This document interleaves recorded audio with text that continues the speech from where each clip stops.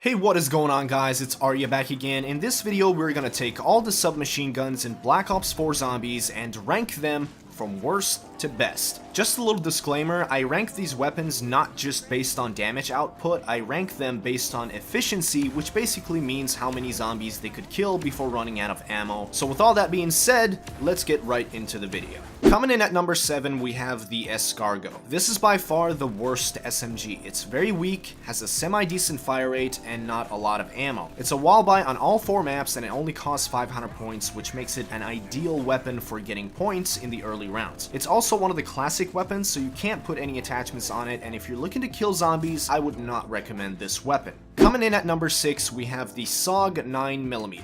This weapon is basically the improved version of the EScargot. It has more ammo, it does more damage, and you can choose it as your starting weapon. You can also put attachments on it and make it dual wield, which is nice, but then again, if you want to kill zombies, this weapon past round 10 will not do well for you. Coming in at number 5, we have the MX9. This is definitely one of the better SMGs. It's a really good point weapon, and it's a semi-decent killing weapon as well. It's also a wall buy on all 4 maps, and the good thing about this SMG is that the wall buy locations for it are pretty convenient on most of the maps. There are 2 negative things to point out about the MX9. One is the ammo count. I feel like it just doesn't have enough ammo. Even with the hybrid mags attachment, you seem to be running out of ammo quite early. And 2 is the recoil. If it wasn't for the recoil, this weapon would actually be a lot better, but other than that, the MX9 is a decent submachine gun. Coming in at number 4, we have the GKS. The GKS and the MX9 are extremely similar. They both do the same amount of damage, and they both have convenient wall buy locations, but there are a few small differences that make the GKS the better submachine gun. One is the recoil. The recoil for the GKS is a little less than the MX9, and while it might not make a huge difference, it's still a plus. 2 is the damage fall-off range for the GKS is a little longer, and 3 is that with the extended mags attachment, the GKS has 56 in the magazine and 190 in reserve, but the MX9 has 45 in the magazine and 210 in reserve. So the MX9 has a little bit more ammo, 9 more shots to be more specific, but it's all in reserve. So with the GKS, you will have to reload less often.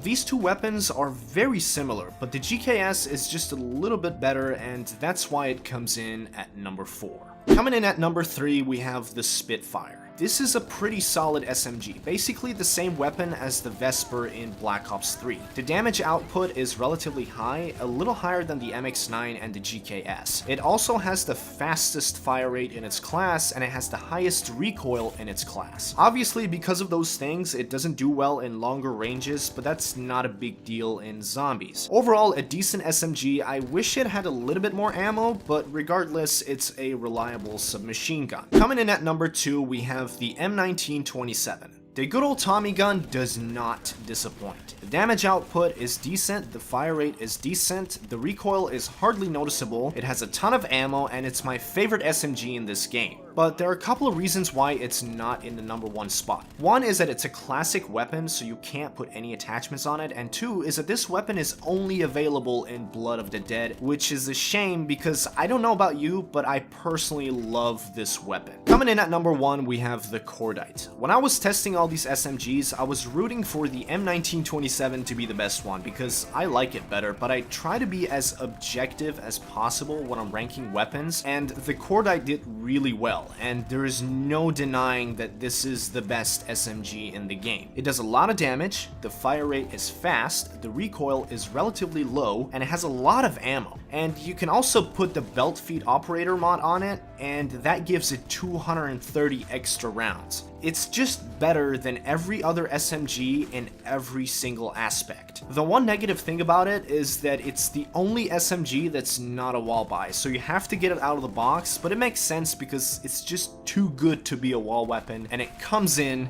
at number 1. That is going to do it for today's video. If you have any questions or comments, just leave them in the comment section down below. I do hope you enjoyed this video. If you did, make sure to drop a like, subscribe if you're new, and I'll see you in the next one.